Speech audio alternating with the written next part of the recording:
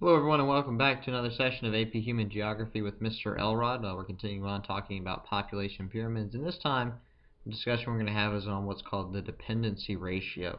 Now the dependency ratio is really something that's important to consider, especially when we talk about countries as they're developing and also economies as they are as we are looking to support people within the country itself. Obviously what's happened through time in terms of development is that it's been seen as more and more of the purpose of government, maybe either the purpose or the responsibility of government and society as a whole to take care of certain elements of the society. So whether we're talking about very young children, we're talking about the elderly. Obviously in times past, really the elderly and children would have had to fend for themselves if they didn't have anybody in their lives to take care of them. But that's not really the case anymore. We don't really consider it to be acceptable for parts of our society to be left to fend for themselves. Now, of course, there are some countries where they do not have enough resources in order to take care of them, but still, it's kind of considered a general good practice for countries to try and create support systems for those who cannot fend for themselves. And so that's where we have what's called the dependency ratio. And basically what we're doing is we're looking at the difference between those who are in the workforce and those who are not in the workforce. So those that are in the workforce are those who we call independents, and those who are out of the workforce are those that we call independents. So the people that are part of the workforce are, and this is a worldwide number, we consider to be between the ages of 15 and 64.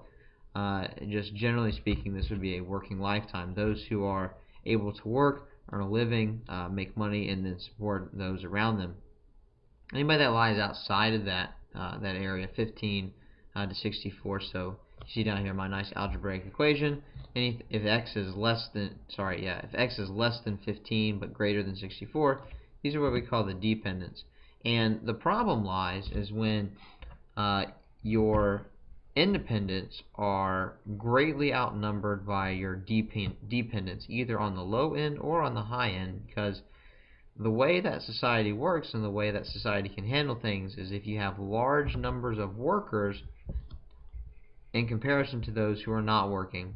So that means you can spread out the responsibility of taking care of the dependents among large numbers of people. So when you start having fewer and fewer people in the independent area and more people in the dependent area, then the problem becomes is that the responsibility of taking care of these is spread over too few people, and there's really just not enough financial resources. And so this is really a problem for both more developed countries and less developed countries either way.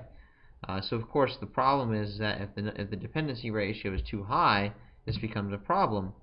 Because if there are too many dependents, essentially you just have a strain on society. Things like the social services, whether we're talking about government sponsored healthcare systems of any kind, or we're talking about things like schools or daycares or things along those lines. If you don't have enough people in the community to pay for things that are going to, think about children. Children go to school every day.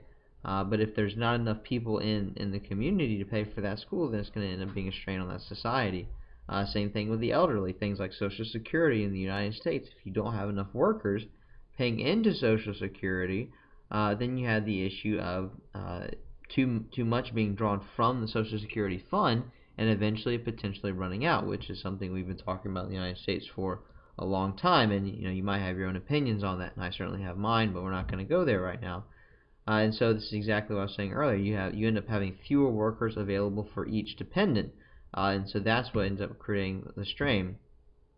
So obviously the general problems that we're going to have is that in more developed countries we tend to have too many old people. We actually have gotten ourselves in trouble because we help people survive for too long. And what I mean by that is people have greater access to medical care. We have better treatments. We're able to prevent death from some fairly easily preventable diseases. We have access to great supplies of food. People are able to live comfortable lives even after they retire, things along those lines. And so people are living much longer today, which obviously is fantastic. But the problem is that people aren't having as many children, not enough people in the workforce, not enough people to pay taxes and help then support those who are in retirement and work and taking off of government funding of some kind. In less developed countries, we tend to have too many young people.